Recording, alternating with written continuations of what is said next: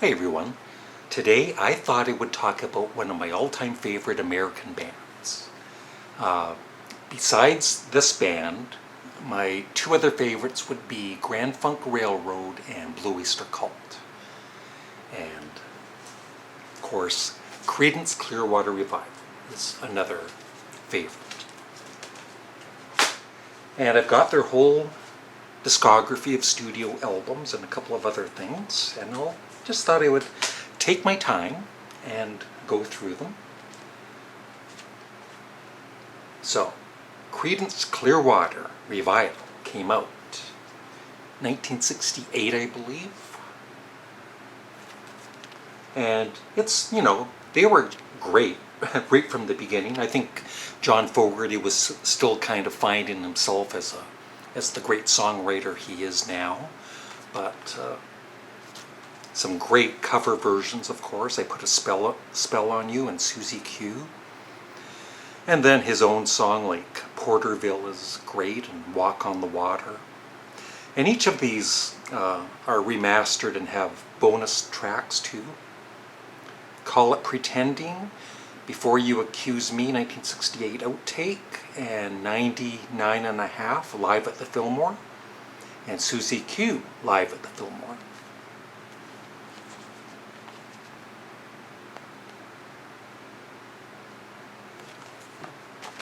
And each of these comes with a very nice booklet too, with some great band photos.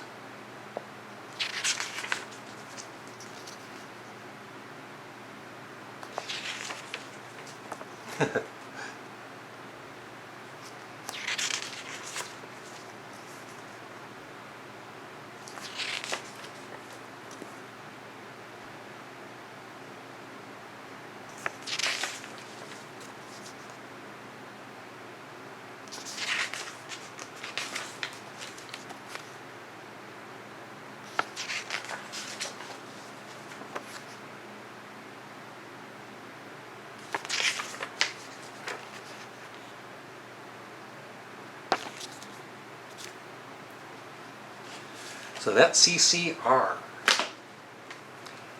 or Creedence Clearwater Revival. Then their second album, which was the first one I ever heard, I think it's possibly, along with Abbey Road, one of the first albums that was actually mine instead of one of my brother's, Bayou Country. I always loved that back cover.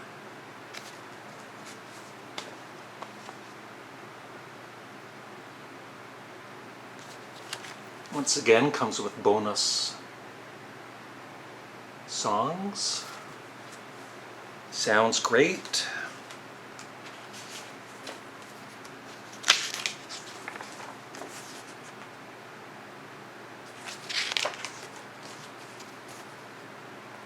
Still got his mustache there.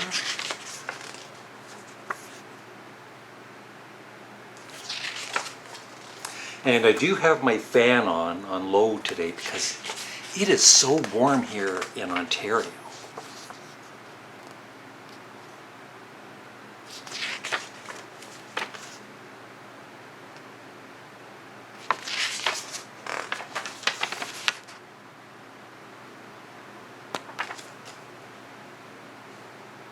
So yeah, Keep on Chooglin', one of my all-time favorite songs, and then Born on the Bayou, of course. The only song, Graveyard Train, I've never really liked that song. It just kind of just meanders on and on with the same kind of guitar riff, doom, doom, doom. And, just for me. But the vocals, of course, by John are great. Penthouse Pauper, and then, of course, Proud Mary. Now, I believe, these are the two albums that I get confused, but I believe this is the third one, Green River, and then their fourth one is Willie and the Poor Boys, or the other way around. Love that album cover.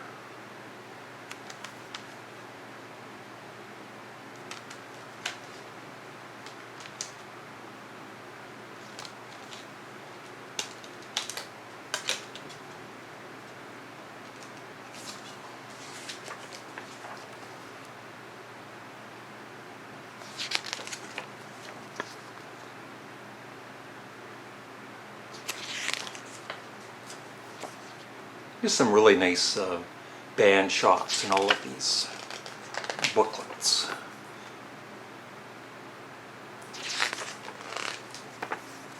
And lots to read too.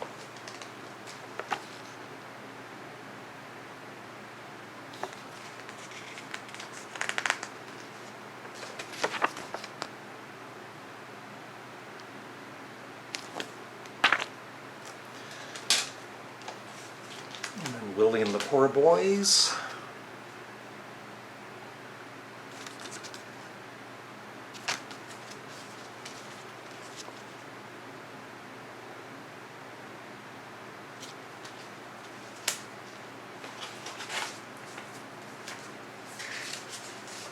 I never really did get into John Fogerty's solo career though.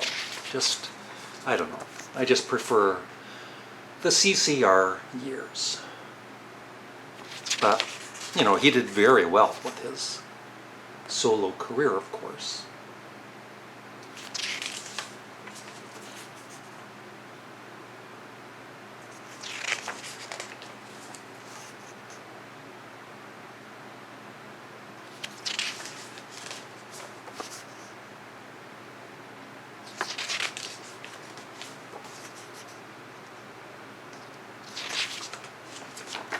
Woohoo!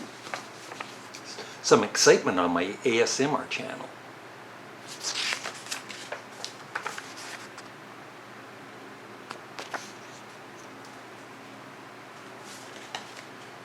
And yeah, my favorite, the great COSMO'S Factory, one of the greatest, for me, one of the greatest albums ever. Ramble Tamble, definitely possibly my favorite, along with Keep on Chuklin.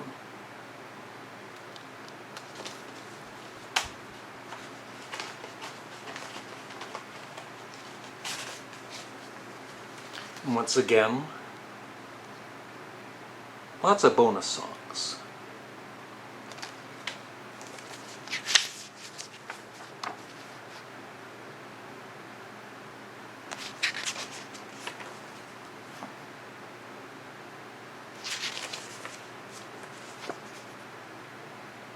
Doug Clifford, the great drummer, very underrated drummer.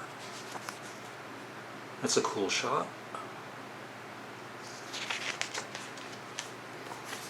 Tom Fogerty and Stu Cook. It's not that often, at least for me, that you know all of the band members, all of their names. John, Paul,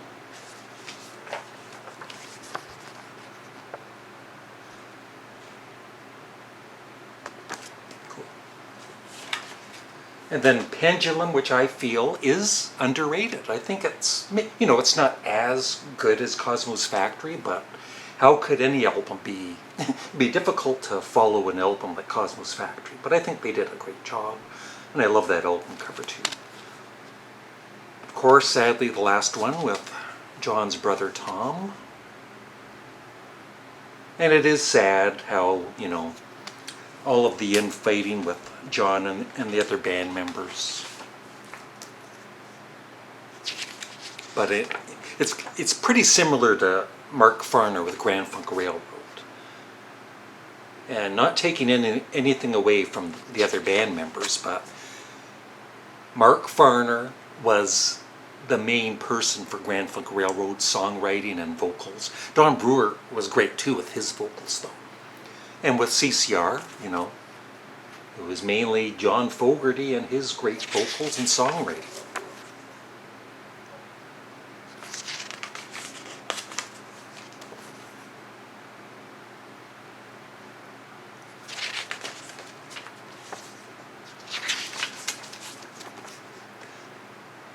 So this is the last one that's packaged really nicely, of course. They never did this for their final album, Mardi Gras. It's just kind of an ordinary CD. And, once again, I remember somebody on my main channel saying, you know, oh, it's the whole album is terrible, and it's not true at all. I mean, Sweet Hitchhiker,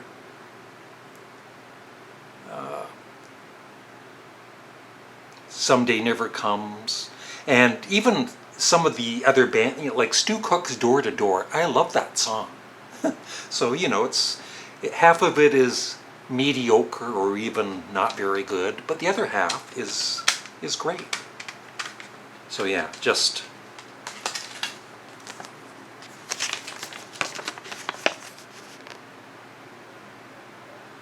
not much of a booklet for it.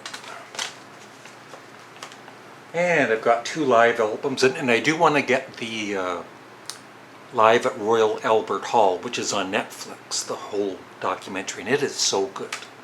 But I've got right now Creedence Clearwater Revival, the concert.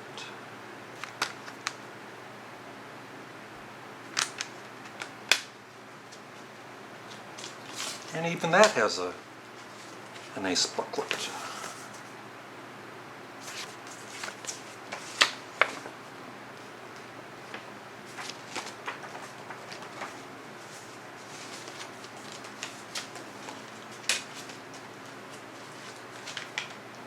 And finally, Live at Woodstock, which it took years and years to finally come out.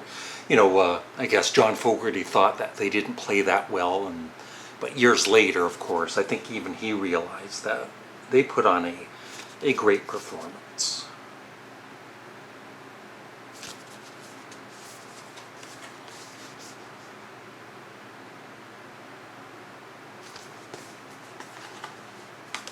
And no booklet. Just the label there. And that is it. I hope you enjoyed the video. Please remember to leave a comment below and like the video, and check out my Patreon page if you haven't already. I just changed it today. There's 3 levels. There's a $2 a month level if you just want to check out my reactions. What I love about Patreon is I can play the music there without worry of, you know, copyright strikes or anything on my YouTube channels. And then on the second level, it's song requests for $4 a month. Every week you can send me a song request and I give an honest review. And I started up 2 full albums. I think that's what I'm going to be doing. Try that out. 2 full albums a month and see how that goes. Also have that level, which is expensive. Yeah, it's $20 a month because it's painful for me to just sit in one spot for like an hour. But I thought I would give that option to people and, you know, check out some albums that I've never listened to before. So, thanks for watching. Have a great day.